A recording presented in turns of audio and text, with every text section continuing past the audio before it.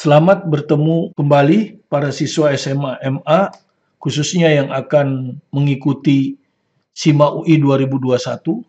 Kita lanjutkan pembahasan kita matematika IPA, part terakhir, part 6 ya. Ini adalah part yang terakhir, dan soalnya adalah 3 dimensi ya. Ya, saya taruh sengaja di terakhir supaya kita bisa lebih fokus, karena ini soal yang paling tidak disukai oleh siswa SMA MA, sehingga kadang-kadang disuruh udah nggak usah dipelajari toh, keluar satu soal. Jadi kalau keluar dilewat saja, biasanya seperti itu.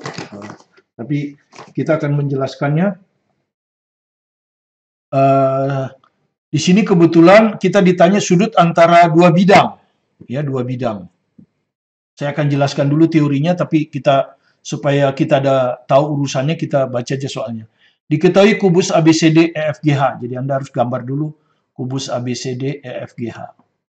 Berat itu ya, kira-kira itu. Ya, kita gambar dulu soalnya, nanti urusan itu belakangan. Titik F berada pada perpanjangan rusuk FG. Jadi di perpanjangan sini ya. Sehingga FG sama dengan GP. FG GP berarti perpanjangnya ke sana. Ya. Ini P. Ini sama. Dan Anda sudah tahu rusuk kubus biasanya kita kasih nama rusuknya A. Ya, jadi ini nanti A, kan gitu. Ini juga A. Titik Q berada pada rusuk CG. Ini rusuk CG. Titik Q ada di sini. Sehingga CQ 2 kali QG. Berarti ini lebih panjang ya. 2. Nah, jadi CQ ini 2 kali QG ya.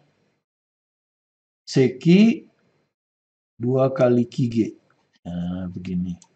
Dan Anda tahu ini A. Ya kan? Berarti ini itu A per 3. Ya. Ini tuh A per 3. Yang ini 2A per 3. Kan gitu. Karena harus jumlahnya A. Bidang alfa melalui titik HPQ. Jadi bidang alfa itu melalui titik HPQ. HP, ya ingat HP, ini ada di rusuk bagian atas ya. Jadi kalau Anda lihat ini ada di rusuk bagian atas gini. Nah, ini rusuk bagian atas. Ini HP. Nah, ini ada di rusuk bagian atas. Nah, ya di atas ini. Di atas ini. Nah, ini dia di atas sini. Ya. Dia di atas sini, ya. Satu bidang. Jadi bidang alfa itu ini. EFPH, ya. Ini sama dengan EFPH. EFGPH.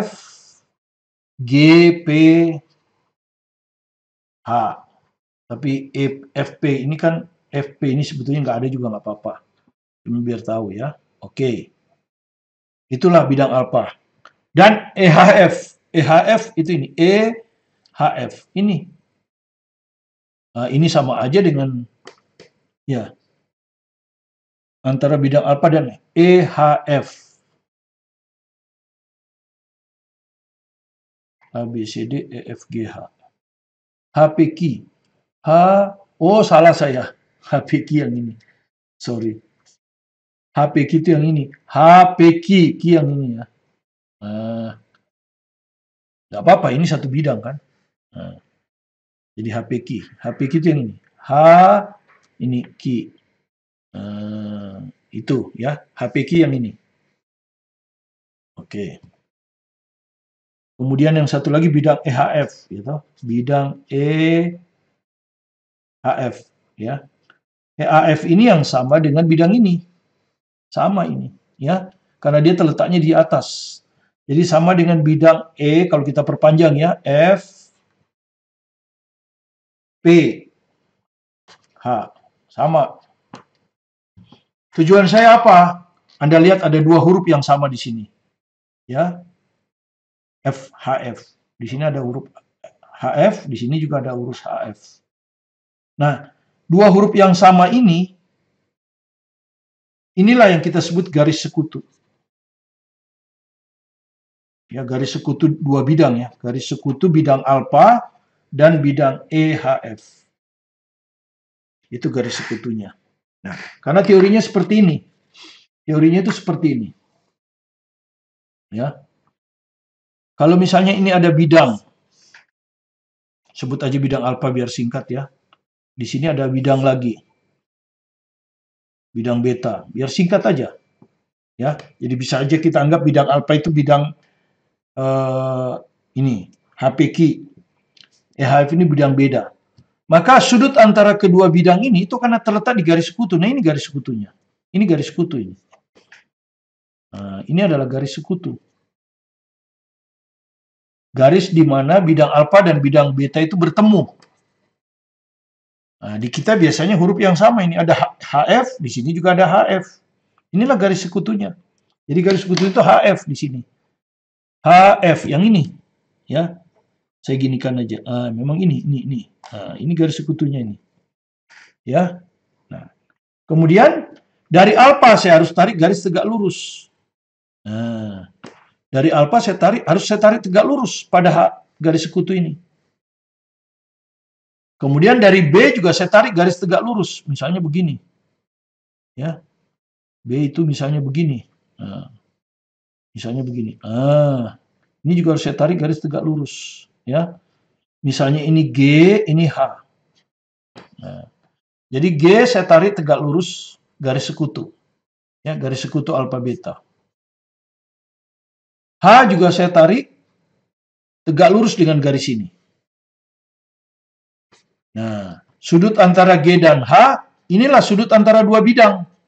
Ya, sudut antara ini dan ini, itulah sudut antara dua bidang. Nah, kalau dia tidak berpotongan, ya ini tinggal digeser sejajar. Buat aja garis sejajar. Ya enggak? Nah, ini H aksen kan? H aksen sejajar H. Jadi bisa saja sudut G dan H aksen. Kalau dia tidak berimpit, ya, tidak bisa dihimpitkan dengan titik ini. Nah, inilah sudutnya. Gitu. Itulah sudut antara dua bidang. Ya. Maka inilah sudut antara bidang alfa dan beta. Itu teorinya seperti itu. Nah, garis sekutunya kita lihat di sini, bidang EHF. Di sini EFPH. Oh, sorry, bidang garis sekutunya bukan ini. Ini kan bidang EHF ini FPH dan HPQ. Dan HPQ ini yang kita cari ini kan sudut antara EFPH dan ini HPQ. Nah, kalau Anda lihat kan HPQ. Nah, HPQ ini HPQ, ya toh? Ada HP-nya kan? Ada HP-nya. Nih ya, HPQ ada HP-nya. FPH, EFPH ada HP-nya. Nah, jadi garis sekutunya itu adalah HP. Ya, jadi bukan ini. Ini sama, ini garis yang sama. Jadi garis sekutu alfa dengan EHF itu adalah HP. Sorry ya, bukan ini. Ini garis biasa ini. HP yang ini nih. Nah, ini garis sekutunya. Karena garis ini terletak pada bidang ini. Satu bidang kan ini. Lihat tuh, satu bidang. Terus HP ini juga terletak pada bidang alfa. Ya toh? Bidang alfa. Jadi ini garis sekutunya. Sudah. Nah, sekarang kalau gitu kita harus tarik apa? Dari sini ya. Dan di dalam bidang ini, ya di dalam bidang ini kita harus tarik tegak lurus HP. Ya, tarik tegak lurus HP. Udah kita tarik aja. Ini kan ada G. Ya, ini kan segitiga. Nah, kita tarik aja tegak lurus. Tarik aja garis sembarang. Yang penting ini tegak lurus. Kita kasih nama apa? J misalnya. Kita kasih nama J. Ya, jadi GJ itu dalam bidang ini. Ya, dalam bidang FPH. Dalam EFPH ini tegak lurus dengan garis sekutu HP. Ya. Sudah. Sekarang ini dari Q. Ya, ini. Sekarang HP key ya. HP key. HP key kita cari tegak lurus HP. Ya. Tarik aja tapi diimpitkan dengan ini ya. Jadi Anda tahu ini kan A, ini kan A. Ini juga A. Apa yang terjadi? Ini segitiga sama kaki. Maka garis tingginya akan terletak di antara ini. Ini akan sama kan? Ini akan sama. Nah, karena dia segitiga sama kaki. Nah, kalau kita lihat dari sini, ini dengan ini juga sama. Ini dengan ini sama ini. HQ ini sama dengan QP. Kenapa? Ya lihat aja, HQ ini kan tegak lurus. HQ ini akan sama dengan ini kuadrat tambah ini kuadrat. A kuadrat tambah A per 3 kuadrat. Yang ini juga A kuadrat tambah A plus 3 kuadrat. Jadi sama ini. Ini dengan ini itu sama. Kalau sama, maka kalau dari Q kita tarik garis tegak lurus terhadap HP, dia juga akan ketemu di tengah-tengah. Nah, jadi persis ketemu di tengah-tengah. Jadi sudut yang dimaksud adalah sudut ini. Nah, sudut ini yang dimaksud. Nah, inilah yang kita sebut theta. Gitu. Ya. Sudut itulah yang kita sebut theta. Nah, itulah yang mau dihitung. Ya, kalau Anda lihat. Ya, kotangan theta. Ya, jadi kotangan theta. Ya, sekarang ini bisa kita keluarkan. Jadi kalau kita keluarkan kan ini JG, ya, JG begini nih. Nah. Ya. JG, ini J di sini ya. Ini G. Ya, ini Anda lihat. GJ ini GJ ini. Jadi tegak lurusnya di G, sorry, ini G. Ini G, ini J, ini Q. Jadi Anda perhatikan segitiga ini nih. Nah. Yang mana yang garis tegak lurus? Ini kan sisi tegak ya. Ini sisi tegak, ini itu bidang alas. Jadi ini tuh tegak lurus. Ini tuh tegak lurus. Nah. Jadi yang tegak lurus itu adalah QG dan GJ. QG ini tegak lurus JG. Ya. QG tegak lurus JG. Kenapa? Karena JG ini ada di bidang atas. Sementara ini rusuk tegak. Jadi pasti QG ini yang tegak lurus. Nah, ini yang tegak lurus. J-nya di sini. Ini theta. Theta kan ada di. Nah, ini yang theta. Gitu. Nah, kita ditanya kotangan theta. Nah, kalau tangen theta kan ini dibagi ini. Sisi di depan sudut dibagi sisi di dekat sudut. Kalau kotangan terbalik ya. Sisi di dekat sudut JG dibagi sisi di depan sudut GQ. Nah, ini berapa? Jadi kita harus cari JG dan kita harus cari GQ. GQ udah kita tahu ini, A per 3. Ini tadi, GQ ini kita udah tahu A per 3. Ya, GQ kita udah tahu A per 3. Jadi berikutnya kita harus cari JG. JG-nya berapa? JG. Nah, JG bisa kita cari dari segitiga ini kan. Kalau kita keluarkan kan, segitiga ini kita keluarkan. Ya, begini kan. Segitiga sama kaki kan. Ini kita keluarkan, ini G. Ini H. Itu P. Kemudian ini akan motong di tengah-tengah. Begini kan. Nah. Dan sudut antara ini dan ini 90. HG dan GP 90. Ini 90. Ya. Ini dengan ini 90. Ini kan sama dengan sisi ini. Nah, HG itu A. HG ini A. Lihat tuh. Rusuk. Ini H. GP juga A. Nah, yang kita perlukan kan ini. JG. Yang ini. Yang kita perlukan. Yang ini. Ya. HP bisa kita cari kalau mau ya. Kalau mau cari bisa HP. Berapa? Kan ini segitiga siku-siku ini. Ini siku-siku. Nah, ini A, ini A. Berarti ini A akar 2 kan? Ya kan? Akar A kuadrat ditambah akar A kuadrat. Jadi ini A akar 2. HP ini A akar 2. Kemudian sisi ini dengan sisi ini sama. Jadi ini dengan ini sama. Berarti kalau ini A akar 2, maka JP-nya bisa kita dapatkan. Setengah ya. A akar 2 per 2. Dengan demikian JG bisa kita cari dengan dalil Pitagoras. Ya, JG kuadrat ini akan sama dengan sisi siku-siku ini. A kuadrat dikurangi ini. Ya kan? A akar 2 kuadrat. A akar 2 per 2 kuadrat. Ini akan sama dengan A kuadrat dikurang 2A kuadrat per 4.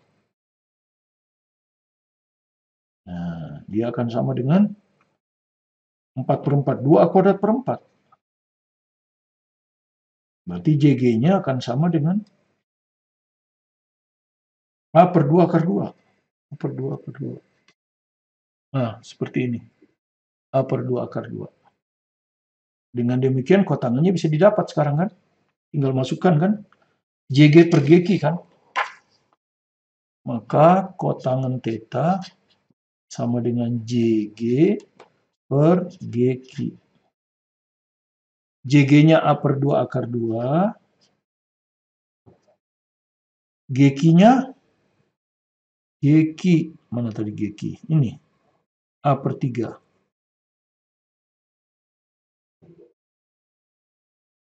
A-nya dicoret. Nah, 3-nya naik kan? Ya. Jadi 3 per 2 akar 2. Nah ini. Kotangan theta itu 3 per 2 akar 2. Ya, jadi 3 per 2 akar 2. Ya, jadi jawaban C.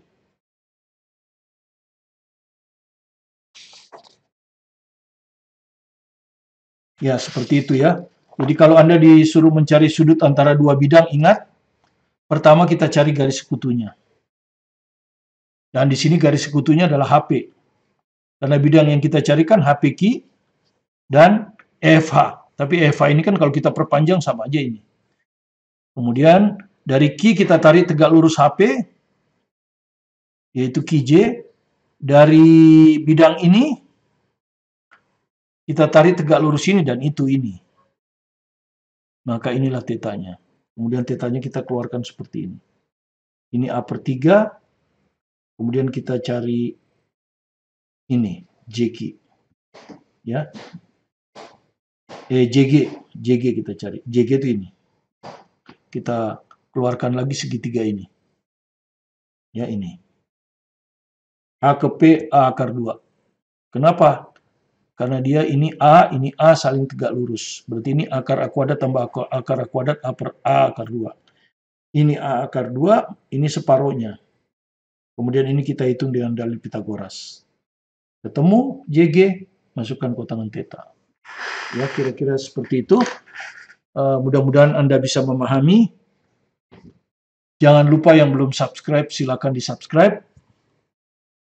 Sampai bertemu pada soal-soal yang SIMA UI berikutnya. Mungkin beberapa akan kita bahas, kita pisah-pisah dari soal, dan soal yang kita ambilkan SIMA UI tetap SIMA UI 2019, 2018. Mungkin nanti kita buat 3 dimensi beberapa soal, kemudian soal-soal lainnya, sampai menjelang Anda testing SIMA UI 2021, sehingga Anda bisa sukses.